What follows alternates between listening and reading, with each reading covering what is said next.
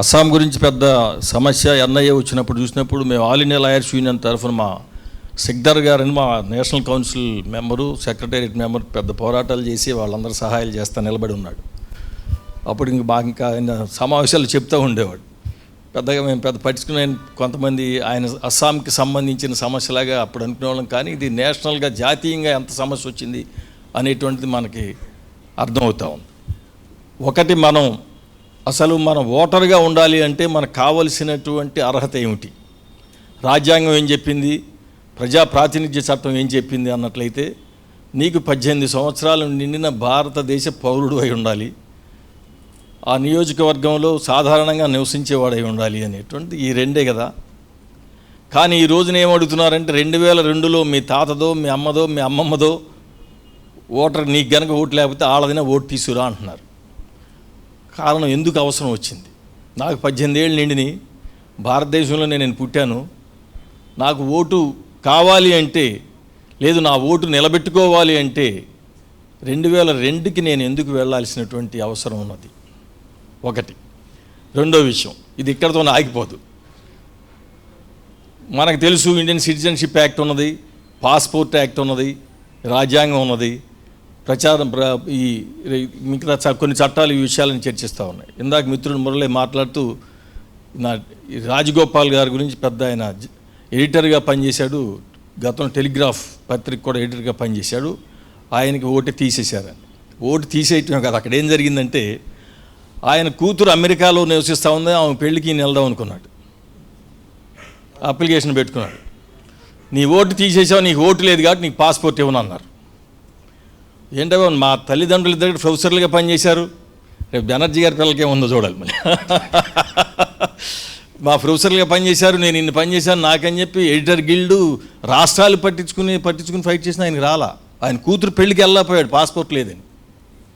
అంటే నాకు వచ్చింది, ఎందుకంటే మా మనవడు 2 సంవత్సరాల ముడితే ఆడికి 6 నెలలకి పాస్పోర్ట్ వచ్చింది.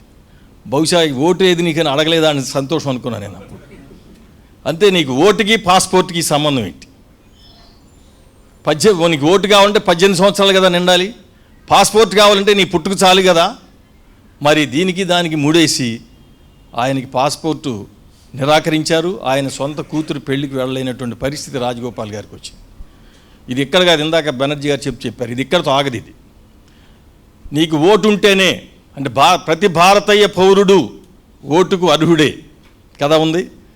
ఇది దీనికి ఏమన్నా నీకు ఓటు ఉంటేనే భారతీయ పౌరుడివి, లేకపోతే నువ్వు పౌరుడు కాదు అని డిక్లేర్ చేసేటువంటి పరిస్థితికి ఈ భారతదేశంలో పోతుంది అనేటువంటి కూడా మనం గమనించాలి. మరి కానప్పుడు ఇప్పటికీ అస్సాంలో చాలామందికి ఏంటంటే స్టేట్ ప్రభుత్వం ఇచ్చేటువంటి వెల్ఫేర్ మెజర్స్ అన్నీ నీకు గనక ఓటు లేదు కాబట్టి నీకు తీసేస్తున్నాం అని చెప్పి ప్రకటన చేస్తూ ఉన్నారు.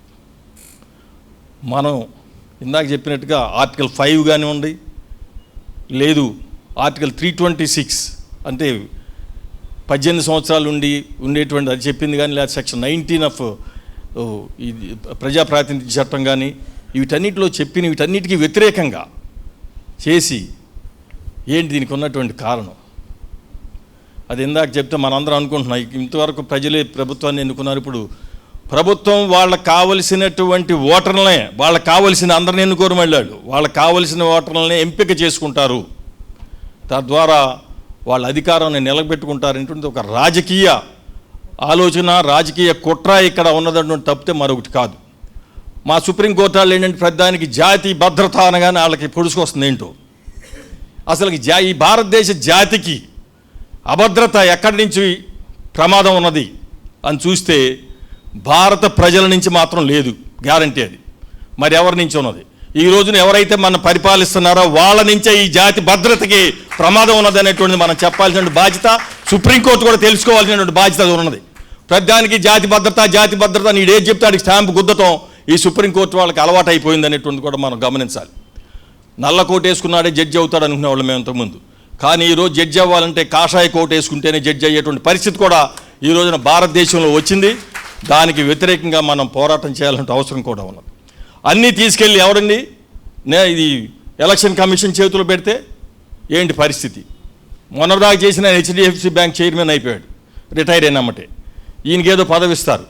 వీళ్ళు ఏంటంటే ప్రభుత్వం ముందు సాగిలు పడేటువంటి వాళ్ళంతా వీళ్ళు అయినప్పుడు ఎవరి హక్కుల్ని వీళ్ళు రక్షిస్తారని మనం అడుగుతా ఉన్నాం. కాబట్టి ఇది ఏదో సాధారణంగా జరిగేదిగా, దీని వెనకాల పెద్ద కుట్ర ఉన్నది. ఎవరైతే ఈ రోజున ఉన్నటువంటి ఈ ప్రభుత్వాలకు వ్యతిరేకంగా ఉంటారో వాళ్ళకి వ్యతిరేకంగా వాళ్ళని ఈ దేశానికి సంబంధించినటువంటి వాళ్ళు కాదు, మీరు కాదు, పౌరులు కాదు అనేటువంటి నిర్ణయం చేసేటువంటి పరిస్థితికి ఇది దాపురిస్తూ ఉన్నది. ఇది మనం ప్రజలను నిలబెట్టడం, వాళ్ళ ఓటు హక్కు నిలబెట్టుకునే దానికోసం మనం న్యాయవాదులుగా మనం సహాయం చేయటం కాకుండా దీనికి ఉన్నటువంటి వ్యతిరేకంగా ఉన్నటువంటి రాజకీయ కుట్రని, ఈ కుతంత్రాలను కూడా మనం ప్రజల్లో, సమాజానికి మనం తెలియజెప్పాల్సినటువంటి బాధ్యత ఉన్నదని చెప్తూ మనందరం దాన్ని కృషి చేద్దామని చెప్తూ మీ అందరికీ ధన్యవాదాలు చెప్తూ సెలవు తీసుకుంటాం.